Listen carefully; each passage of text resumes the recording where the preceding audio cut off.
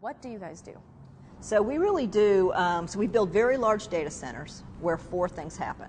First and foremost, and a very important part of our business, is the networks of the internet all connect with each other. So whether that's the big companies like AT&T or MCI or Verizon or any of those, or even some of the broadband networks or the cable networks, the international networks, all of those networks interconnect in Equinix. And because all of those networks are here, we have over 200 networks in Equinix, that has drawn a lot of the content companies. So people like Yahoo and Google and Microsoft and all of those companies came originally to Equinix to interconnect with those networks. Because there's so many networks in the same building, a lot of big enterprises, big banks like Bank of America or Goldman Sachs, any of these guys also put kind of their mission critical stuff in our centers. And then finally, people like IBM, the big hosting companies that do a lot of hosting for enterprises, are also some of our big clients. So those are the four things that go on inside an Equinix center. So then security must be a big deal here. Yeah, security has always been a big differentiator for us. So there's 5 levels of biometrics to get into the center. And that's because customers really have a need to not only protect their gear physically, but to make sure that there's a lot of their competitors also side by side in their cages, and to make sure that we maintain that anonymity between different customers. How much power is in this facility? So if you kind of look at and think about power, so there's a little over 10 megawatts of power in this facility. So if you kind of want to size that, it's kind of like a suburban community's worth of power in a building that's about 160,000 square feet. So it's quite a lot of power in a very small space.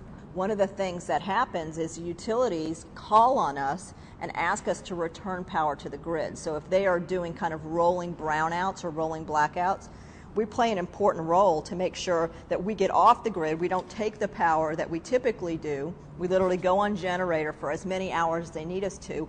All that power gets returned to the grid to light residential houses and hospitals and things like that. If you're a content site, if you're MySpace or somebody, and you have all racks and racks and racks and racks of servers, literally they have what looks like a power strip in your house, in their cage, and they are plugging those servers into that power strip.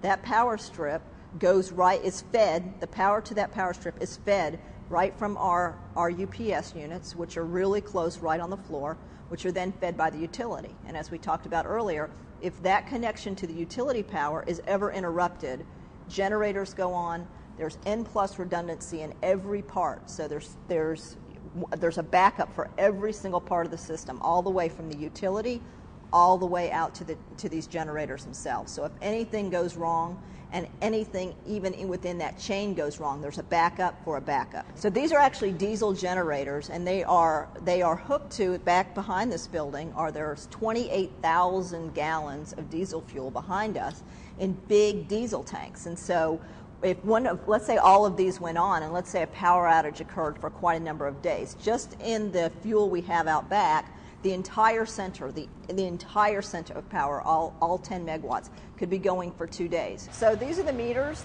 where all the power comes into the building. There's 21,000 volts of power coming in here. And as we go through, we step down the power to have it work for servers. So much like a plug in your house is 120 or 208 volt or whatever, as 21,000 volts come into here, at a step down all the way to the servers that are out on the co-location floor. So the meter you see here is much like the meter in your house. It's a very large meter, as you can imagine, because it's all this voltage coming into the building, but it's much like it works in your very own home. Where we are now is in the battery room, and what you see here is 240 batteries on each side, which literally look like car batteries. There's 580 volts in this room. And what these batteries do is they're passive now, but should we lose utility power, they would be used to keep the UPS units online until the generators have time to start up and start providing power. So these can run, each of the UPS units, for about 7.5 minutes. So even though it only takes between 3 and 7 seconds for the generators to come on, these can keep those units and continue to have power out to the co-location floor for much longer than needed until the generators get online and start going. So this is literally what comes off of the UPS units, and this is kind of the last stop before the customer equipment. So each of these are individual customer breakers. So from up here, you can see the power goes out and literally is fed to each of the cages and to the power strips that are in each of the customers' cages that they literally plug their servers into.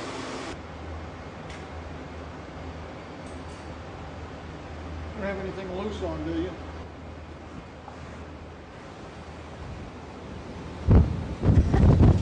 Equally important to getting power to a customer's cage is keeping their gear cool. So what we have here is a very important part of that, where all of the air that is generated is pushed out into the cold floor to make sure that we can cool these adequately.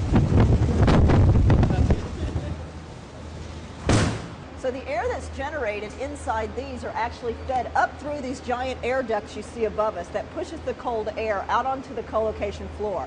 When we were building these, we literally could drive a small Volkswagen through one of these. They're so large. You know, what's interesting about this building, and you see all this power equipment around us, is this single center has more mechanical equipment in it than all of the Transamerica Tower in downtown San Francisco, which is actually 2.5 million square feet. So that's how much power and mechanical and electrical equipment is in this building.